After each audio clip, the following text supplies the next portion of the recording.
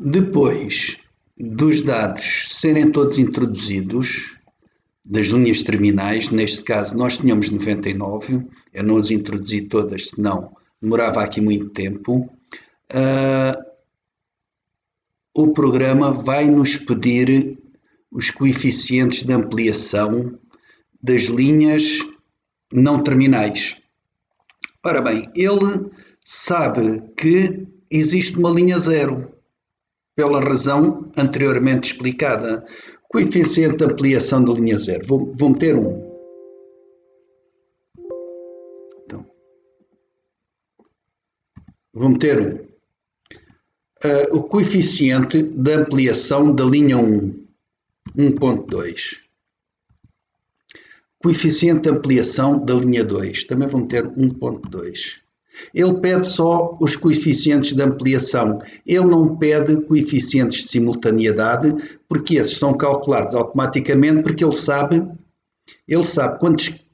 quantas linhas é que saem do quadro alimentado por esta linha que ele está a pedir.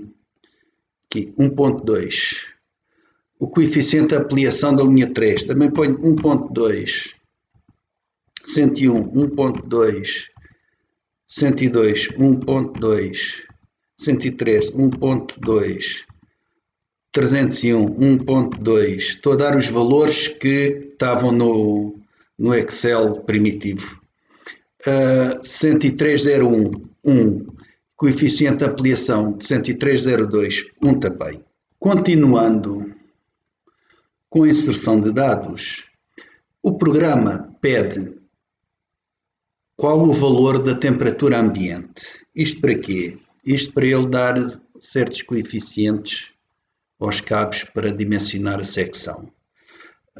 Neste caso, eu ponho que no âmbito geral está a 30 graus Celsius. Agora, a localização do cabo zero. Nós vimos que ele vai adivinhar, entre aspas, quais são os cabos que são não terminais. O cabo zero é o cabo que sai do transformador e vai alimentar o quadro geral de baixa tensão. Portanto, a localização do cabo zero, eu vou meter quadro geral de baixa tensão. Agora, o comprimento do cabo zero, 5 metros. Nós tínhamos inserido os comprimentos dos cabos terminais. Estes vamos ter que dar o valor do seu comprimento. Agora, o tipo de montagem, aqui, basta inserir um número de 1 a 7, consoante o cabo está à vista, se está enterrado, embebido, imerso em caleiras e ocos de construção ou sobre suportes, portanto, encostados uns aos outros. Vamos considerar que o cabo está enterrado, pomos 2. O número de cabos que seguem em conjunto com o cabo zero segue sozinho, portanto, segue só um cabo, que é ele. O tipo de condutor, tipo D. Se a temperatura ambiente for diferente, insira. Isto no caso, sei lá, de ele estar a uma temperatura 25, 27, 18, se estivesse num espaço com uma temperatura ambiente diferente, insere-se o valor da temperatura. Neste caso, como ele está a 30 graus, está à temperatura por defeito, basta carregar no Enter e não é preciso estar a inserir os 30 graus. Agora, isto tem a ver com o revestimento do cabo. 1. PVC, 2. PRC, 3. Borracha. Vamos considerar cabo PVC, insere-se 1. Portanto, aqui a temperatura 30 graus. O FC1, ele foi calcular o FC1 com os valores da temperatura e do PVC e cabo se está enterrado ou se está à vista ou etc. a uma tabela que ele tem anexada. Ele Portanto, o FC1 é 0,89. Agora quer saber o FC2.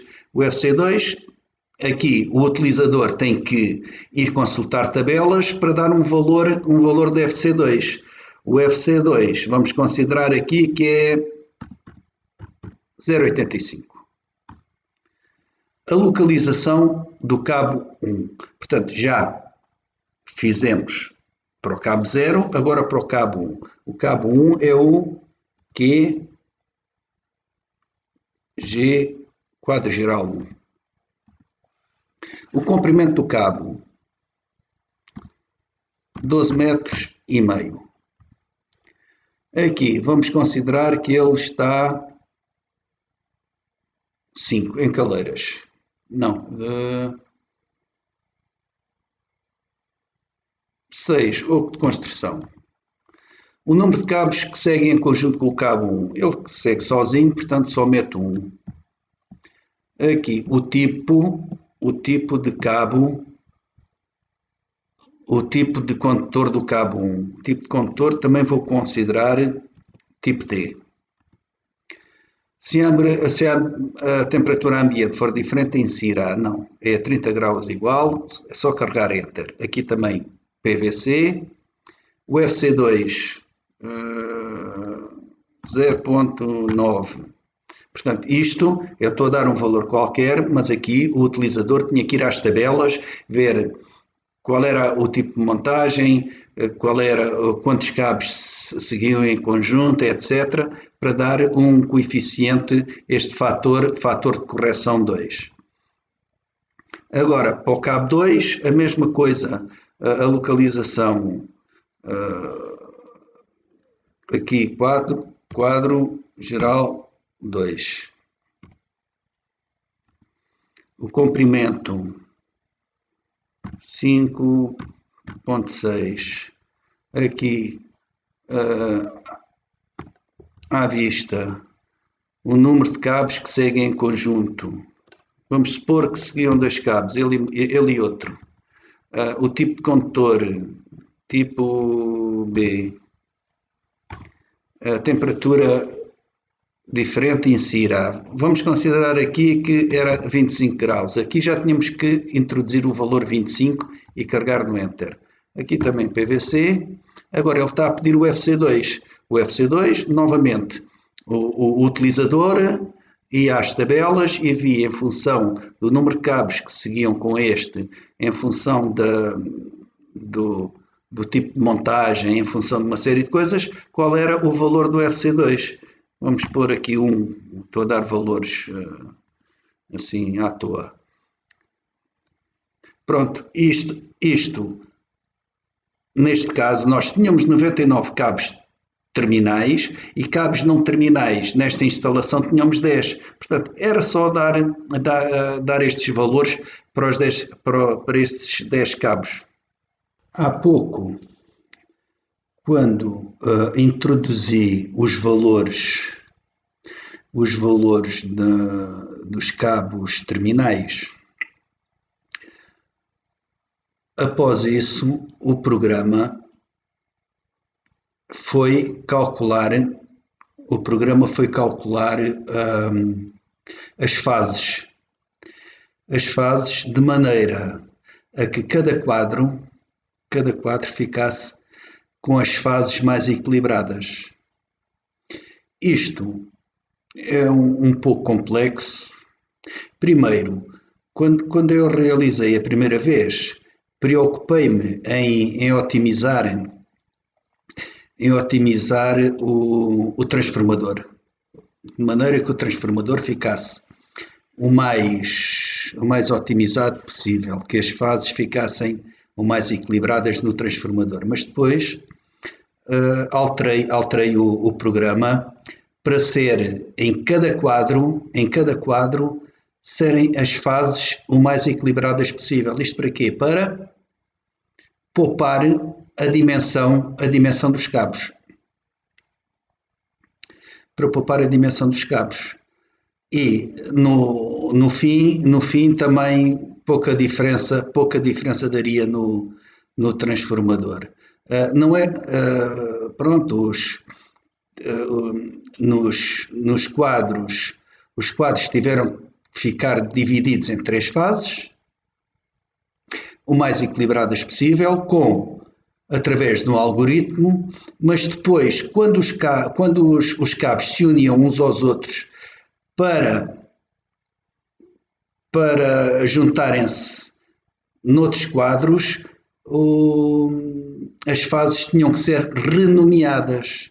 Tinham que ser renomeadas para já equilibradas e continuar o equilíbrio nos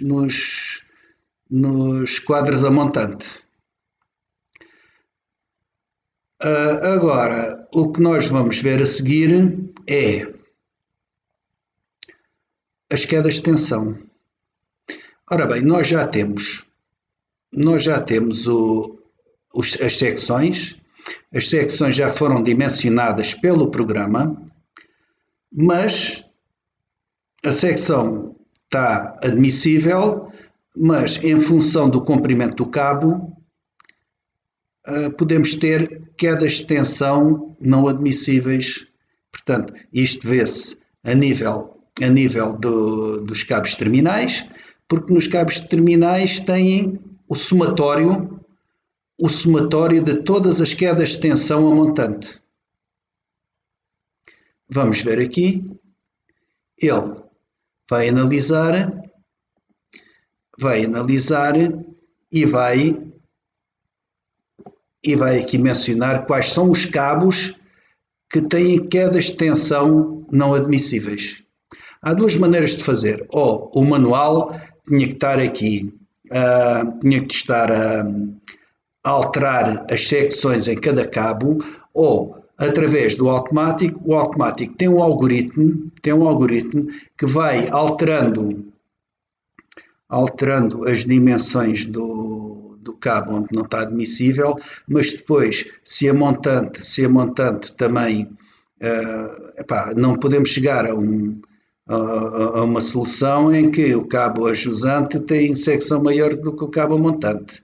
Ele vai fazer de uma maneira que se o cabo se aproximar a secção do cabo que está antes, ele aumenta a secção do cabo anterior.